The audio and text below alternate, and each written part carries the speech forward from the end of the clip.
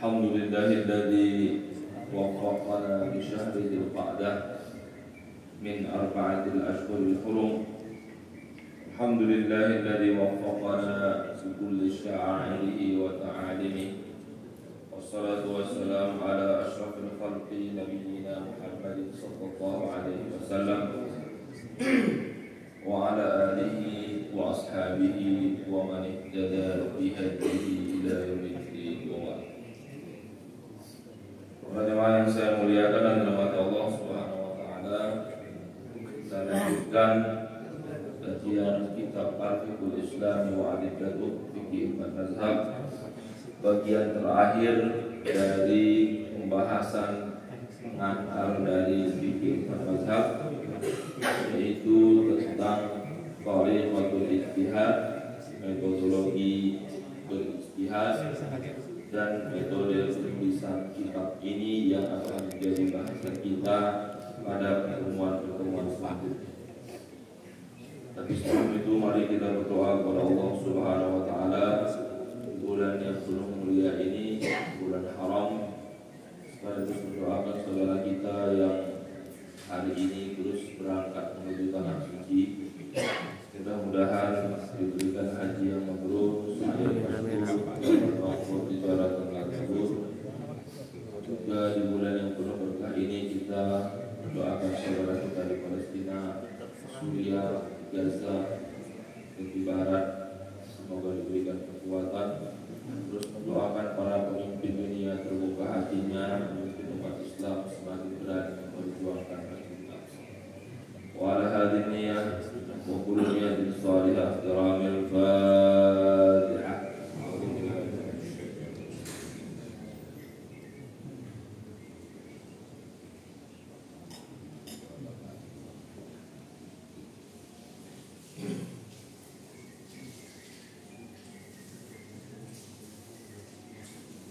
Baik, kita lanjutkan. Materi kita merupakan bagian terakhir dari pengantar tentang kitab ini, sekaligus juga nanti menjelaskan bagaimana tulis dan bagian-bagiannya yang akan kita bahas pada pertemuan-pertemuan selanjutnya. Pertama, tentang apa itu ijtihad. Pada pertemuan sebelumnya sudah dijelaskan isi itu adalah mengeluarkan segenap kemampuan, segala-gala upaya untuk memahami teks-teks Al-Quran dan hadis Rasulullah SAW, mencoba menyelami pendapat para sahabat, para ulama, lalu menyimpulkan sebuah hukum yang sesuai dengan kebutuhannya dan sesuai dengan ketentuan syariat. Itulah artinya.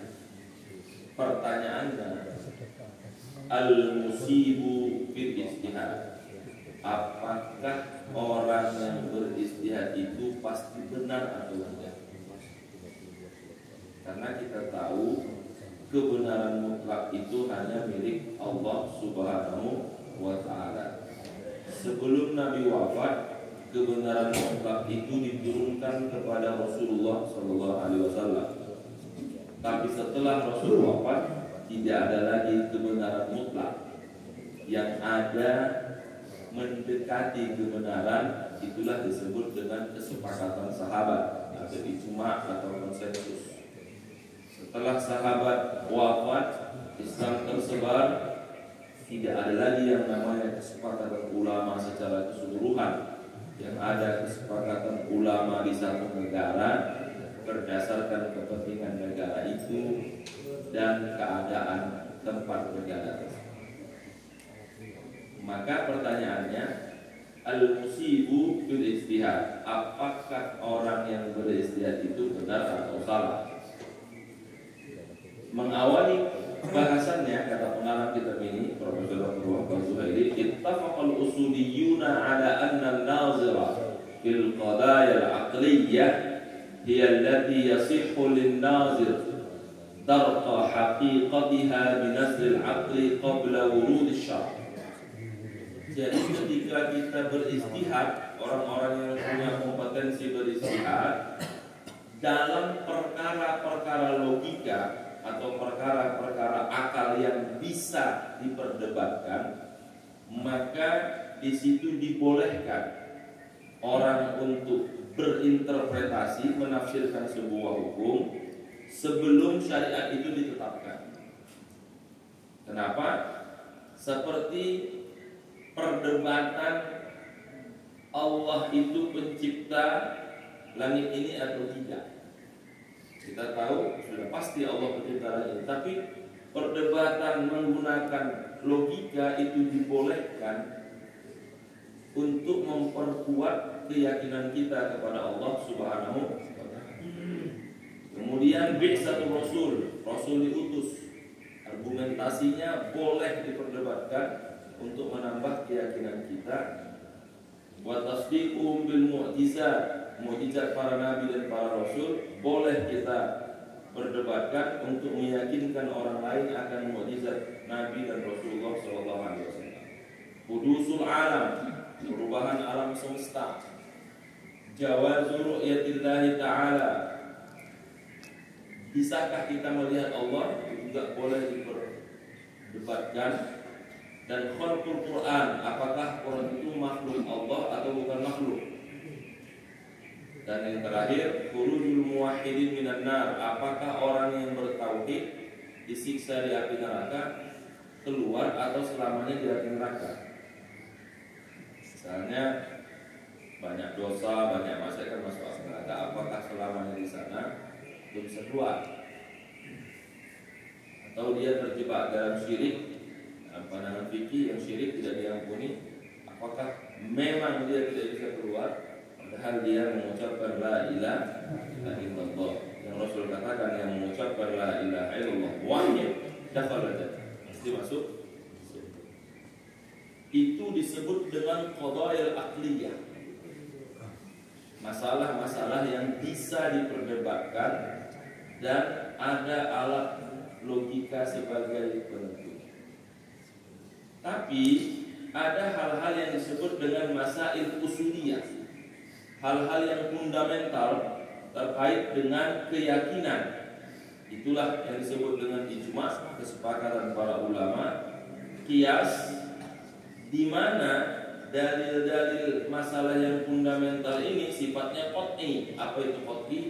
Tidak perlu penafsiran lagi, sehingga ketika orang yang bertentangan dengan dalil ini tidak berdosa. Ketika orang yang bertentangan dengan dalil yang sudah pasti ini, pasti dia salah. Yang berpegang kepada dalil itu pasti dia benar. Kenapa? Li'annal haqqa fiha wahid. Karena kebenaran itu hanya satu. Dan orang yang benar juga satu. Tidak mungkin benar dan salah bersatu dalam satu persatu. Jadi kalau ada pendapat itu, pasti salah satunya yang benar. Tidak mungkin dua-duanya. Kalau merujuk kepada pendapat ini, maka berdasarkan keyakinan kita, tidak ada semuanya yang benar. Pasti salah satunya yang karena kebenaran hanya satu. Nanti bertentangan dengan semua agama sama. Satu aja agama yang benar itu. Tergantung dengan keyakinan masing-masing dengan agamanya.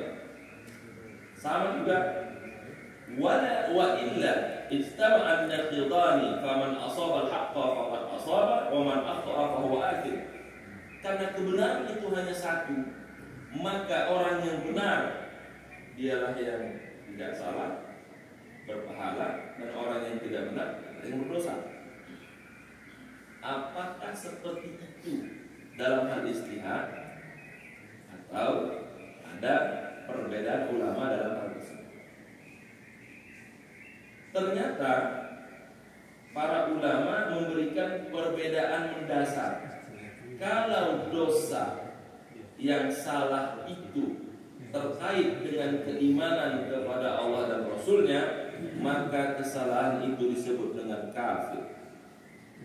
Tapi kalau kesalahan itu tidak terkait dengan Allah dan Rasulnya, tapi penafsiran atas perintah syariat, maka disebut dia adalah ahli bid'ah atau fasik. Itu sudah berbeda. Apa konsekuensinya? Kalau dia menolak Allah dan Rasul, kafir, selesai.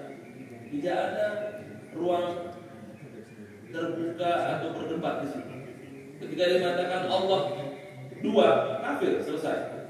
Ketika dia mengatakan ada Nabi Muhammad setelah Nabi Muhammad, Ahmadiyah, kafir, selesai. Itu sudah mutlak ya. Tapi ketika dia menafsirkan penjelasan syariat itu berbeda, saya mengatakan jilbab tidak wajib, maka dia bukan kafir tapi fasik atau ahli bidah. Menjadi perbedaan. لأنه عدل عن الحق وضل القول بعدم رؤية الله تعالى وخلق القرآن. Yang masa itu menjadi fitnah pada masa Hambali Ahmad bin Hanbal tadi itu. Apakah kita bisa melihat Allah atau tidak? Ada yang mengatakan tidak mungkin kita bisa melihat Allah. Apa argumentasinya? Nabi Musa saja pingsan. Apalagi kita, Nabi bukan. Itu argumentasinya. Padahal Allah sudah mengatakan kata Rasul, innakum satarawna rabbakum kama tarawna hadzal badra. Nanti di hari kiamat kalian akan melihat Allah seperti jelas melihat bulan purnama itu. Itu jelas hadisnya. Tapi orang mengatakan enggak mungkin. Nabi Musa aja meninggal kok sampai pingsan. Ada yang mengatakan meninggal, ada yang mengatakan bisa dibangkitkan kembali. Apalagi kita. Dia menolak. Penolakannya terhadap bisa melihat Allah pada hari kiamat itu bukan kafir, tapi apa? Fasik. Karena dia meyakini Allah, tapi tidak meyakini bisa melihat. Kan beda itu. Yang kedua, dia mengatakan Quran diciptakan, ada yang mengatakan tidak, karena itu kalam Allah. Itu dikatakan fasik, ahli bid'ah. Disitulah perbedaan mendasar antara yang dikatakan kafir keluar dari Islam dengan orang fasik atau bid'ah melenceng dari Islam. Pertanyaannya, Ahmadiyah kategorinya apa? Kafir. Meyakini ada Nabi setelah Nabi Muhammad Sallallahu Alaihi Wasallam. Syiah kafir kalau yang meyakini Ali sebagai Nabi. Itu clear, tidak ada lagi perdebatan.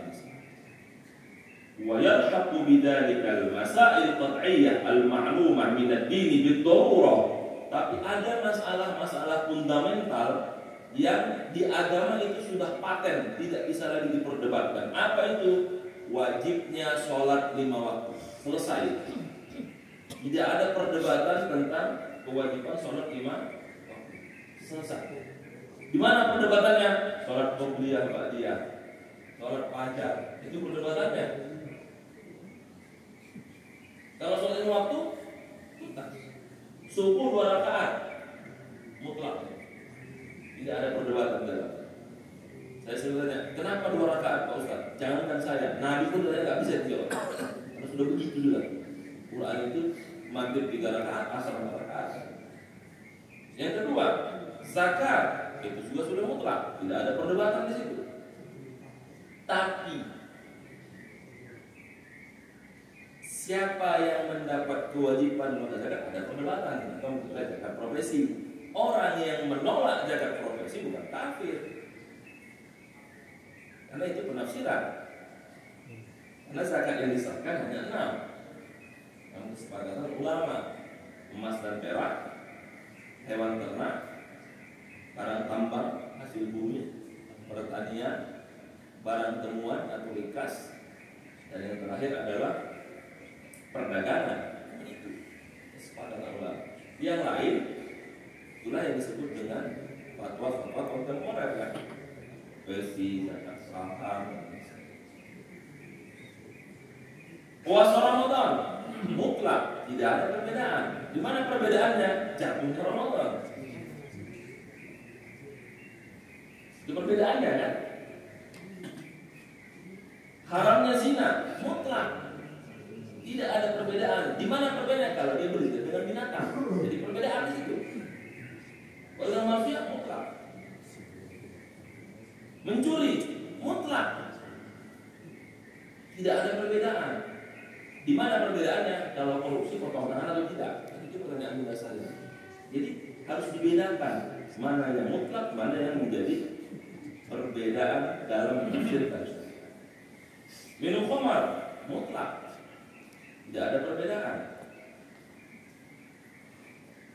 Perdebatannya apa? Kalau dia pengecer narkobanya. Kalau konsumsinya jelas hukumnya. Tidak ada perdebatan di situ. Ini disebut dengan apa? Qat'an min dinillah, mutlak sudah ditetapkan. Falaisa kullu mujtahidin fiha musiban. Tidak ada di situ masalah benar salah. Balil haqqu fiha wahidun la yata'addad wa huwal ma'lumu lana. Itu sudah jelas tidak ada perbedaan. Ammal masail fiqhiyah az-zanniyah. Adapun masalah-masalah fikih yang diduga ada penafsiran yang berbeda dan dalilnya tidak qat'i atau sudah mutlak, maka inilah namanya mahallul ijtihad. Jadi yang mau disampaikan oleh pengarang kita ini pembahasan fikih yang dalilnya punya penafsiran lebih dari satu, punya pemahaman lebih dari satu, itulah disebut dengan dalil zanni. Apa dalil zanni? Dalil yang diduga ada pertimbangan penafsiran yang lain. Tapi kalau qat'i tidak ada versi lain, selesai. Itu mutlak harus di. Inilah namanya mahallul ijtihad yang menjadi ijtihadnya para ulama. Karena dia masalah ijtihad, maka dipersoalkan. Kalau sudah tahu ada argumentasi ilmunya. Kenapa dipersoalkan? Karena tidak tahu argumentasi ilmunya. Wala isma 'alal mustahid fiha, dan tidak ada dosa bagi mustahid dalam mengambil hukum itu. Maka keluarlah hadis, kalau benar dapat pahala 2, kalau salah dapat pahala 1. Karena dalilnya zanni. Kekuatan dalil itu punya penafsiran yang tidak satu penafsiran. Ada banyak pendapat, ada kaedahnya. Tidak tarakal ihtimal istadrakal istidlal. Kalau dalil itu dipahami tidak satu versi, maka dalilnya pun tidak bisa menjadikan dia paten. Berikan contoh. Wal mutallaqat yatarabbasna bi anfusihinna salasata quru. Orang-orang yang bercerai, perempuan itu dia harus bersuci 3 kali. Kata-kata bersuci oleh mazhab Hanafi 3 kali haid. Kata-kata bersuci kata mazhab Syafi'i 3 kali bersuci. Dua-dua sama-sama kuat. Haid dengan bersuci. Di mana perbedaannya? Ketika diceraikan.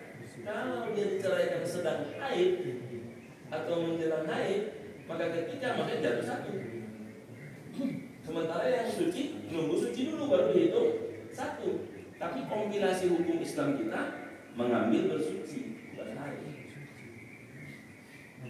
Kompilasi hukum Islam menunjukkan kita kalau masalah agama itu bersuci bukan haid. Tapi di Mesir, di negara lain haid otomatis 3 kali haid. Jadi kalau dia diceraikan hari ini, besok haid, udah 1. Nggak boleh kali haid lagi. Tapi kalau diceraikan hari ini sedang suci, nggak haid, udah 1. Tinggal 2 suci lagi, ya itu kan tergantung kapan dia diceraikan. Tapi dua-duanya tidak ada yang salah. Siapa yang benar? Nanti di akhirat Allah yang memutuskan kan. Maka kalau benar pahala 2, kalau salah pahala. Terus Ustaz yang ribut itu mana? Yang ribut itu bukan ahli ijtihad, pengikutnya aja. Lakin ikhtalafa al-usuliyun fiha hal kullu mujtahid fiha musibun aw anna al-musibah wahid. Wa mansha'ul khilaf, yang menjadi perdebatan antara ulama, apakah hukum yang dibahas itu sudah ditetapkan hukumnya atau masih menunggu keputusan dari para ijtihad itu. Jumhur ulama sepakat hukum itu telah ada sebelum mereka berijtihad, sehingga kalau mereka benar dapat pahala 2, kalau mereka salah pahalanya 1. Tapi Asy'ari dengan Ghazali mengatakan tidak. sejak awal hukumnya belum ada, dengan istihad hukum, sehingga tidak ada satu buah pahala, semua berpahala. Kita ambil pendapat mayoritas ulama bahwa hukum sudah ada, Allah tetapkan, manusia beristihad dengan kapasitasnya, jika benar dapat 2, salah dapat 1 pahala. Dan orang yang beristihad ada standarnya, ada dawabitnya, ada ketentuannya. Saya sudah mencari Pak Ustaz, saya sudah searching, saya sudah analisis, saya meyakini ini yang benar. Bapak pakai apa alatnya? Pakai Meta AI, pakai ini.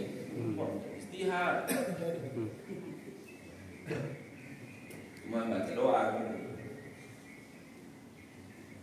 Dan saya meyakini, ya nggak apa-apa Bapak yakini, Bapak udah mencari. Tapi Bapak tidak boleh memaksakan yang Bapak yakini ke orang lain, karena Bapak bukan ahli istihad.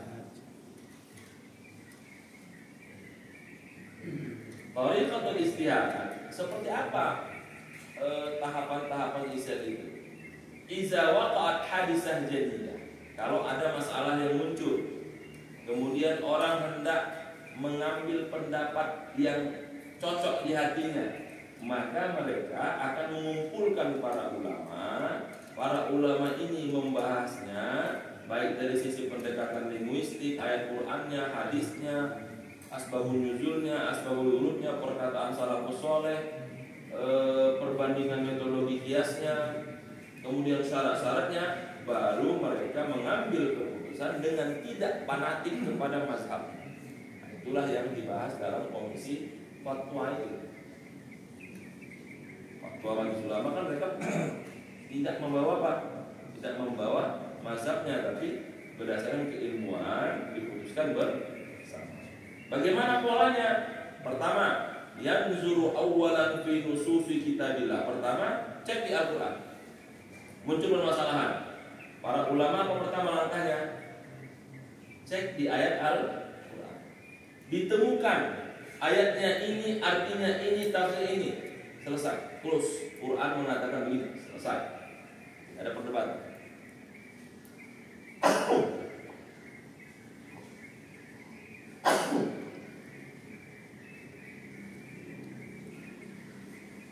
Ternyata setelah dilihat kepada Al-Quran, dibaca lembaran tafsirnya, ada banyak penafsirannya. Yang paling sering itu ramai tentang penafsiran menjalankan khilafah. Karena kan 3 ayat. Alhamdulillah minasyaitonir rajim wa la yahwi ma'allah fa ulaika humul fasiqun fa ulaika humuz zalimun fa ulaika humul kafirun. Ternyata penafsirannya ada banyak pendapat.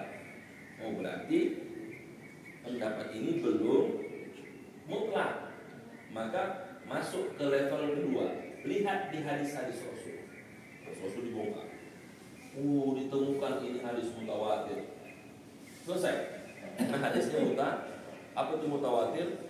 Hadis yang diriwayatkan banyak orang, yang banyak orang itu kalau ditanya tidak mungkin berbohong. Apa contohnya? Hadis ketika Rasul haji wada, ngomong begitu. Rasul sampaikan hadis, didengar semua orang, diceritakan terus sampai ke bawah. Itu namanya hadis mutawatir. Yang orang-orang ini nggak mungkin bohong. Tapi kalau hadis ahad, saya ngomong sama Bapak sendiri, potensi bohongnya, potensi lupanya, potensi alfanya pasti ada. Kan? Hadis ahad ada yang menerima, ada yang tidak menerima. Hadis ahad itu 1 orang. Kapan dia menjadi kuat hadis ahad itu? Kalau orang yang saya sampaikan itu orang yang diakui kapasitas keilmuannya. Bagaimana dapat ilmu dari Ustaz Adi Hidayat? Orang udah nolak itu, maksudnya pasti orang bagus kan begitu. Itulah yang digunakan Ibnu Abbas ketika menerima tafsir Isra Mi'raj Nabi Muhammad SAW. Kan hadisnya ahad, bukan mutawatir. Tapi karena yang cerita Ibnu Abbas, orang percaya. Jadi hadis ahad juga menjadi mutlak ketika orang yang menyampaikan memang representatif dan otoritatif. Ternyata di sunnah muncul perdebatan. Oh, ini hadisnya dhaif, ini hadisnya, wah ini ada masalah nih. Perawinya ini dulu dia sebelumnya nggak masuk politik, dia masuk pronya Muawiyah ini. Oh berarti berpihak ini. Wah, ini Ahlul Bait ini. dia antisisme berpihak ini. Jadi keberpihakan itu membuat kapasitasnya sebagai perawi hadis itu turun. Sudah turun. Tambah lagi ditemukan hadis ini muncul pada masa Nabi begini-begini. Ada faktor sosial kulturalnya, namanya asal turun lagi. Berarti tidak mutlak, maka perlu kesepakatan para ulama. Kumpulkan gimana nih pendapatnya ini, kita cari kesepakatan. Itulah yang dilakukan oleh Umar bin Khattab ketika menetapkan dengan Abu Bakar apakah nenek kakek berapa dapat warisan. Itu nggak ada dalam hadis itu. Kakek nenek berapa dapatnya? Sama Abu Bakar mau ditetapkan kakek nenek seperti ibu dan ya udah mereka dapat seperti ibu dan teksnya nggak ada. Yang ada hanya waris ibu dan pakai ijma ulama nggak ketemu juga, tidak sepakat. Saya bertahan. Pakai kias. Ada nggak hukum asal sebelumnya? Ada. Sama nggak alat hukumnya? Sama nggak pertimbangannya? Sama. Udah ambil hukum asalnya aja. Kita nggak usah pakai kesepakatan ulama, tapi ambil namanya analogi. Karena sama, udah hukumnya sama aja. Itu namanya kias. Itulah yang terjadi terhadap zakat fitri atau zakat fitrah, ya, makanan. Profesi juga menggunakan kias. Kalau petani aja bisa, kenapa kita enggak, kan gitu. Tapi kalau ada yang menolak, nggak salah, karena memang itu perdebatan para ulama kontemporer. Masih banyak orang menolak dari profesi. Masih banyak.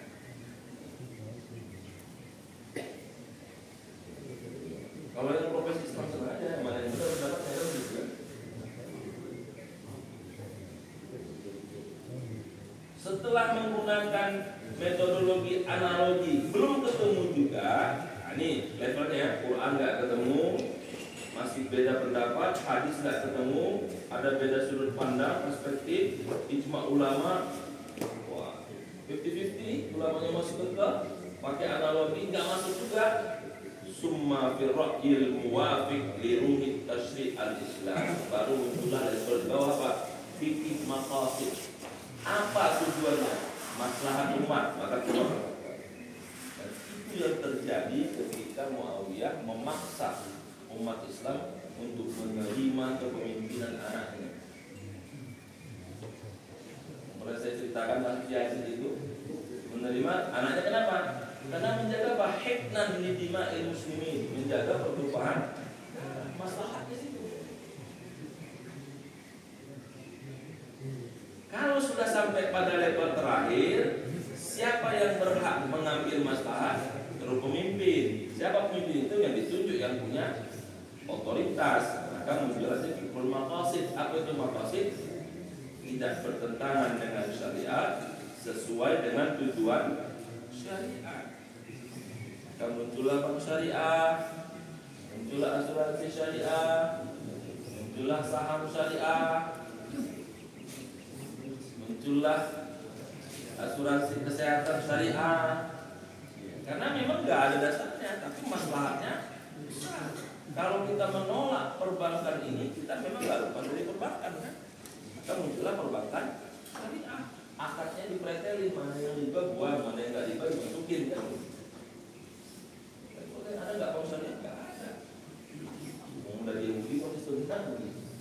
Tapi dikeluarkan yang ada ribanya, maka jadilah bank. Ya, asuransi dikeluarkan unsur ribanya, jadilah asuransi. Berarti TikTok gimana Ustaz? Facebook ya keluarkan unsur nggak syariah jadi TikTok. Kemarin baru 4 April, bagaimana hari Kartini hukumnya Pak Ustaz? Keluarkan yang Islam, jadi Kartini syariah.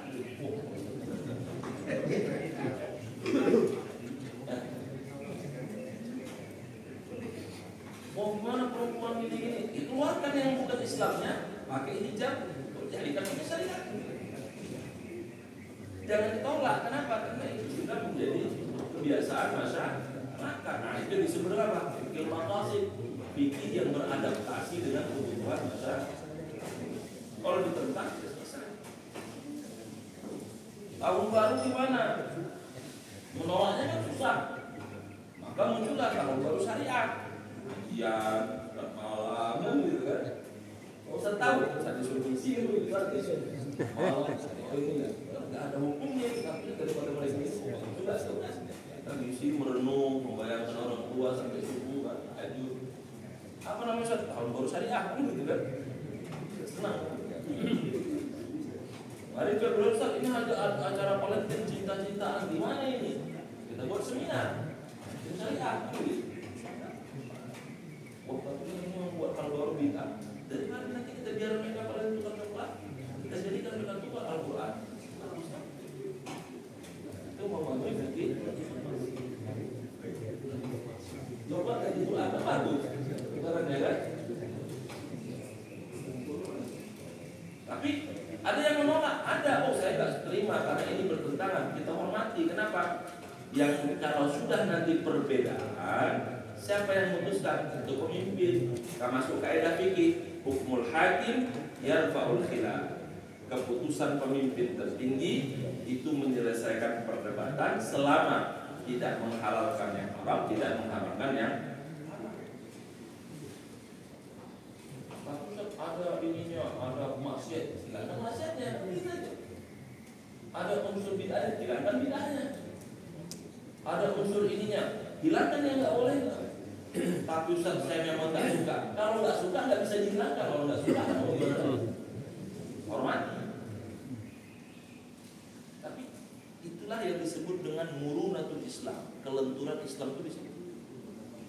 Ada fikihnya, ada fikihnya.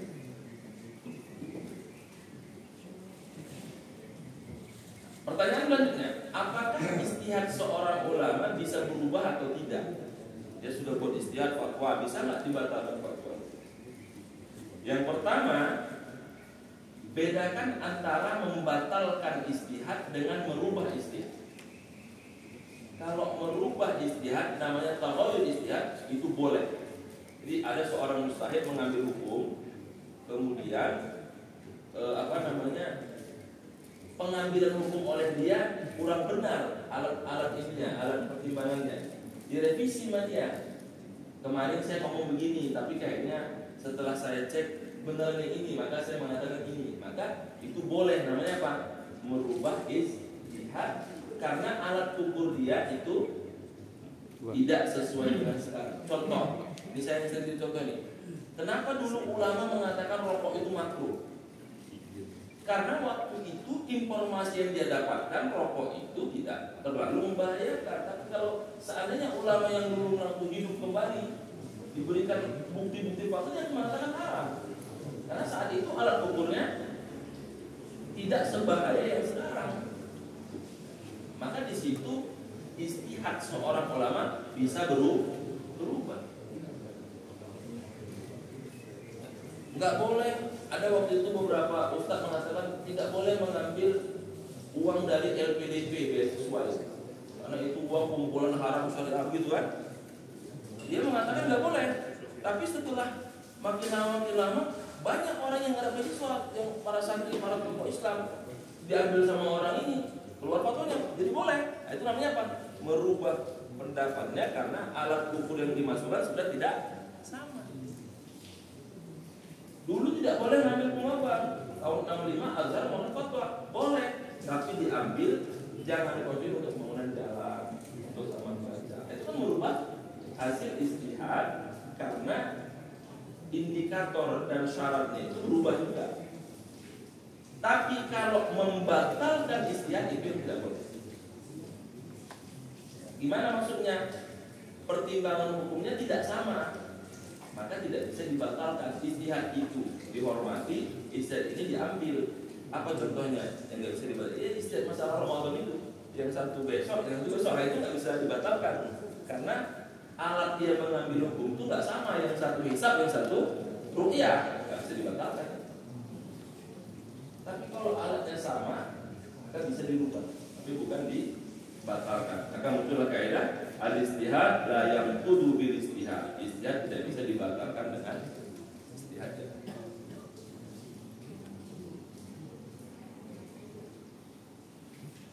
Pertanyaannya, apakah hukum bisa berubah dengan berubahnya zaman?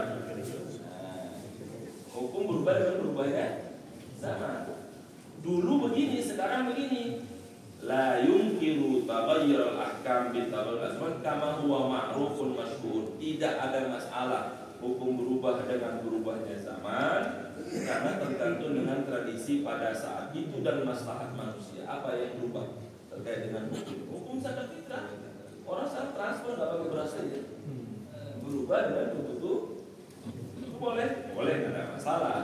Wazalika fi nitaqil muamalah. Tapi dalam hukum fikih muamalah, ahkam dusturiyah, administrasi negara, hukuman-hukuman ta'ziriyah yang bukan qisas yang diserahkan ke hukum itu boleh berubah apa? Dengan kaedah menegakkan kebenaran, mengambil maslahat, menghindari kerusakan.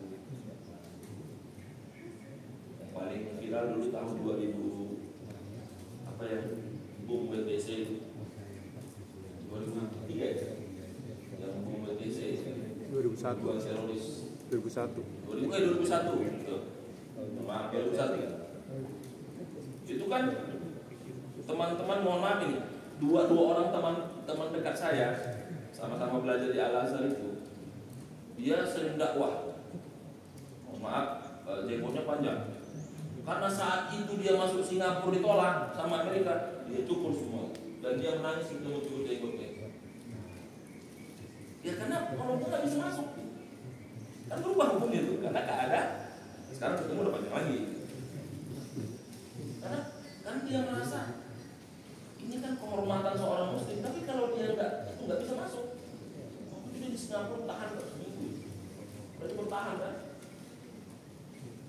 Tapi tadi itu karena ini keadaannya begitu, ya sudah dia coba aja, dia bisa dapat. Amerika dia bisa dapat. Kan ketemu ya, lalu dah kembali lagi.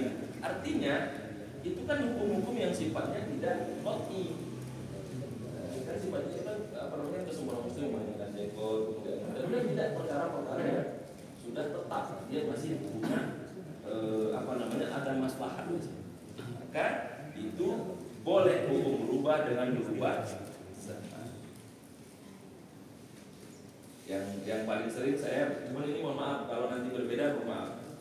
Dulu kan menolak yang namanya pacaran itu kan, karena nanti fitnah kan begitu ya. Kan muncul berubah ta'aruf kan. Tapi ta'aruf itu sekarang susah, ya sudah berubah lagi masuk komunitas. Supaya kan banyak itu Ustaz di mana saya dari Jogja bilang masuk komunitas, komunitas ta'aruf. Yang syariah tapi jangan konven kan bagaimana? Itu kan berubah dengan sesuai dengan yang penting menjaga hukum-hukum syariah. Amma ma'ada zalika min al-ahkam al-asasiyah al-muqarrarah li ghayatin tashri'iyyah aw mabda' tanzimiyyin 'am fa hiya umurun thabitah la taqbalu at-tatawwur. Tapi selain hukum-hukum muamalah, hukum-hukum pemerintahan, administrasi negara itu tidak bisa berubah. Apa contohnya? Akidah, ibadah, dan dasar-dasar yang sudah pasti keharaman itu tidak bisa berubah, apalagi itu menghancurkan hak-hak kemanusiaan. Jadi begitulah cara fikih diambil. Sebagai penutup, seperti apa cara aku menyusun buku ini? Kalau mengarang kitab ini itu metodologi tulisan buku ini, thariqati fi bahsi abwadik. Cara aku menyusun kitab ini, satu, aku bagi tentang bagian ibadah. Apa isinya terkait dengan ibadah? Silatul insan billah, hubungan manusia dengan Allah. Jadi jilid 1 tentang ibadah. Jilid 2, ahamun nazariyah al-fiqhiyah. Aku tentang teori-teori dasar-dasar kaidah fikih. Jilid 2. Jilid 3, aku bahas tentang muamalah, hubungan muamalah. Yang keempat, aku bahas tentang hak kepemilikan. Jilid kelima, aku bahas tentang fikih bernegara, fikih am. Yang jilid 6, aku bicara tentang akwal syakhsiyah, hukum-hukum privat atau hukum-hukum keluarga. Itulah kira-kira isi daripada kitab yang kita bahas ini. Dari mana kita mulai, dari awal juga tidak masalah, lompat juga tidak masalah. Tapi pilihannya masalah ibadah, masalah muamalah, hak kepemilikan, kemudian hukum negara, kemudian hal-hal privat, pernikahan dan sebagainya. Itulah pembahasannya yang nanti kadang-kadang bisa ketemu di sebab, tapi tetap pembahasan pada bab yang telah diputuskan, yaitu ibadah yang pertama, kemudian teori-teori fikih, maksudnya kaidah-kaidah fikih, muamalah, kepemilikan, fikih bernegara, kemudian hak-hak privat atau akwal syakhsiyah terkait dengan warisan, wasiat, wakaf, pernikahan, perceraian dan lain sebagainya. Saya kira itu penutup dari pengantar kitab ini. Ke depan kita akan bahas sesuai dengan temanya. Yang ada bertanya saya persilakan. Assalamualaikum warahmatullahi wabarakatuh. Saya tertarik dengan dalil kopi. Jadi kalau dibantah jadi kafir. Ya. Itu bab warisan. Betul. Lirijali itu hati untayin. Ya. Dulu ada seorang menteri agama di zaman Pak Harto. Kemudian dia datang ke Kiai Maksum itu, dia bilang gitu. Pak Kiai sekarang kan zamannya sudah berubah. Ya. Pertamanya. Kalau dulu orang hidup sendiri, sekarang orang tua nyobalain anaknya misalnya ke Bandung, terus ke Amerika, dari masalah sampai ke dokter, biayanya banyak. Sedangkan si adik perempuannya itu tidak sekolah, hanya ada di rumah. Apakah itu masih adil mengikuti wiridnya itu hati saya? Jadi kalau akhirnya dia berkeputusan sama aja Pak Kiai, apakah itu kan itu dalilnya kok banget itu saya? Itu pertanyaan saya yang pertama. Gimana hukumnya orang ini? Dia kan ingin merubah itu. Terus yang kedua, seperti ini apa namanya? Ya ayyuhan ladzina amanu la ta'kulu riba adhafan mudha'afah. Fattaqullaha la'allakum tuflihun. Diancam lagi wattaqun narallati u'iddat lil kafirin. Jadi hukumnya demikian. Nah kalau zaman dulu apa namanya? Uang itu berbentuk emas, dinar emas di zaman Rasulullah kan dirham perak. Sehingga tidak ada perubahan nilai fisik. Kalau sekarang pemerintah menciptakan uang seenaknya, sehingga nilai uang ini masih kalau dulu 10 juta bisa dapat pedek anak sapi, mungkin kalau 5 tahun kemudian dikembalikan tidak dapat menjadi betul kata Pak ini jadi kambing, tidak jadi pedek lagi gitu. Jadi kalau dikembalikan dengan uang yang sama maka hilanglah pedek gitu.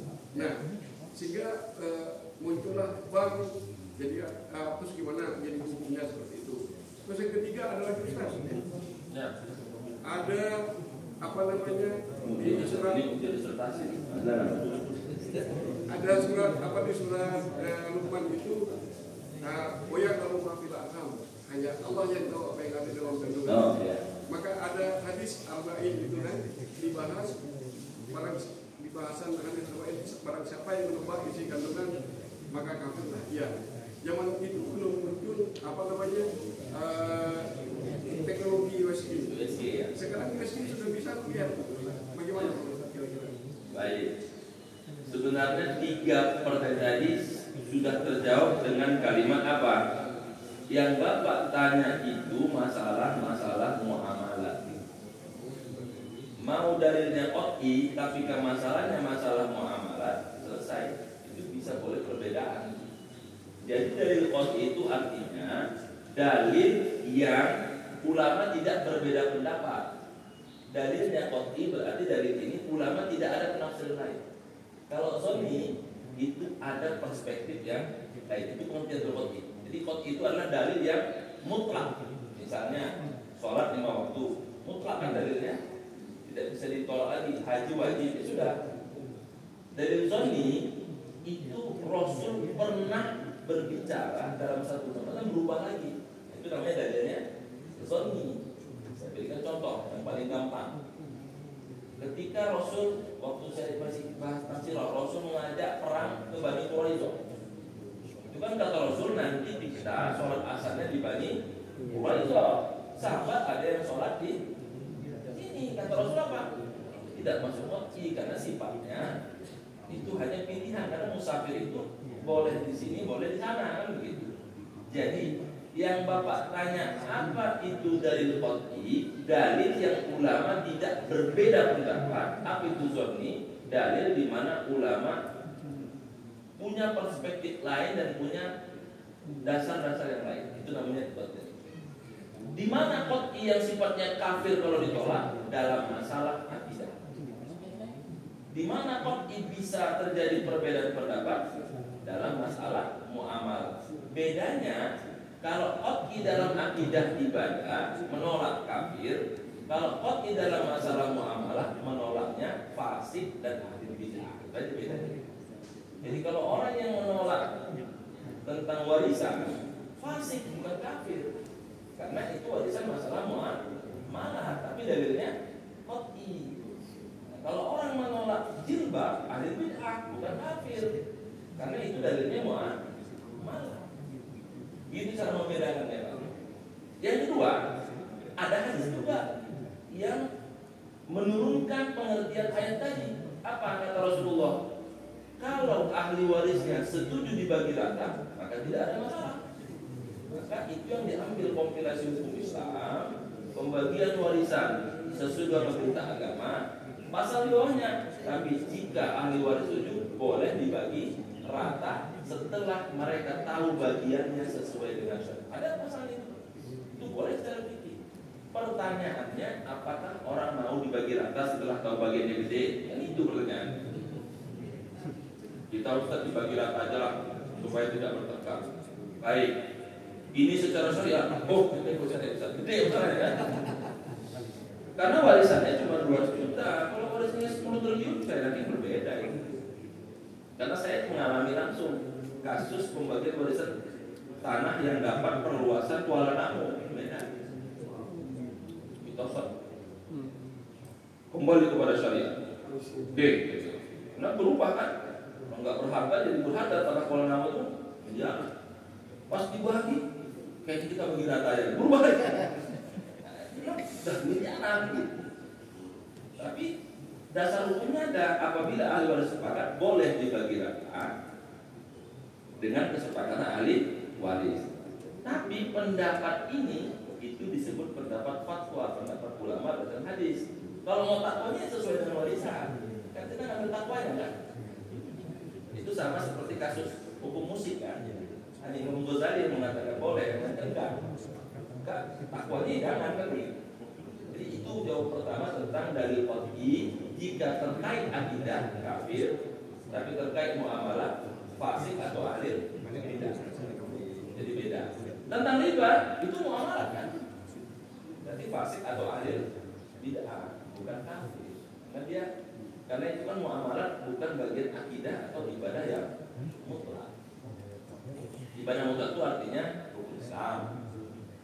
Akidah itu berarti ya rukun iman yang 6 itu kan mutlak. Adapun yang lain-lain dia fasik, percaya sama klinik, fasik gitu. Karena dia percaya sama Allah, tapi senang juga sama klinik kan gitu. Berarti dia tidak kafir tapi fasik. Ada begitu banyak. Sholatnya lancar, kliniknya banyak juga. Hajinya sering, umroh sering, dukun juga datang kan. Kalau mau kita ada kan, kalau banyak dukun ya. Jadi begitu Pak. Kemudian terkait dengan masalah warisan dibagi dua tadi, kalau ada menteri begitu, itu sama dengan kasusnya ahli waris pengganti.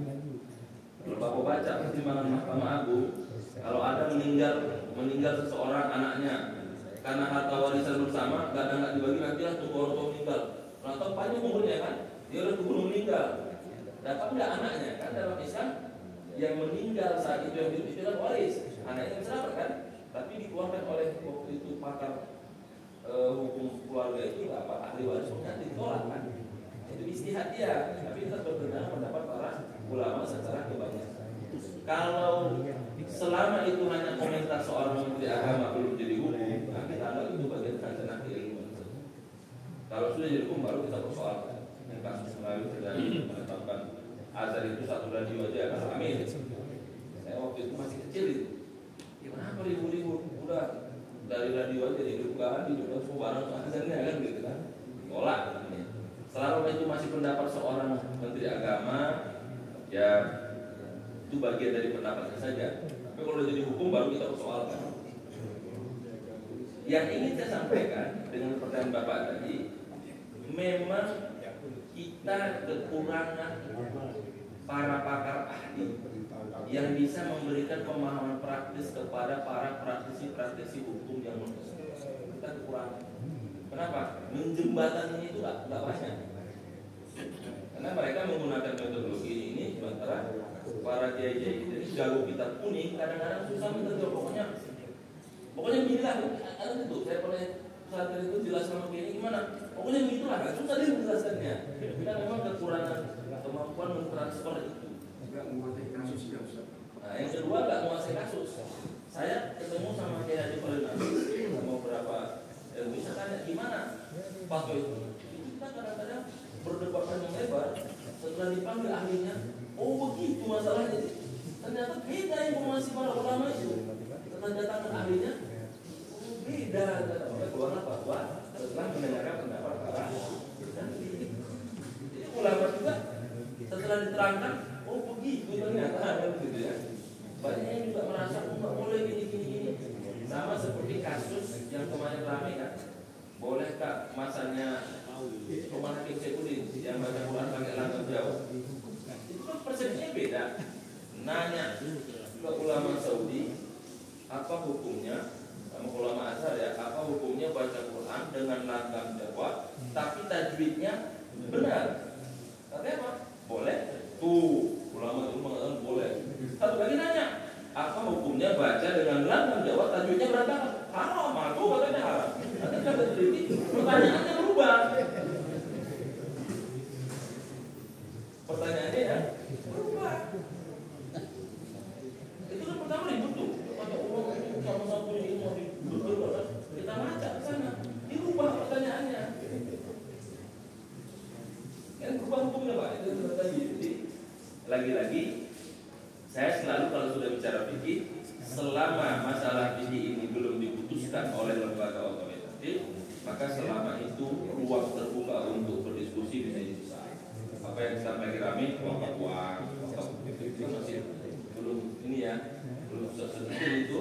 Selama itu belum diputuskan dengan fatwa, maka kita boleh berargumentasi mencari pendapat. Tapi kalau sudah fatwanya, kita harus sami'na wa ata'na.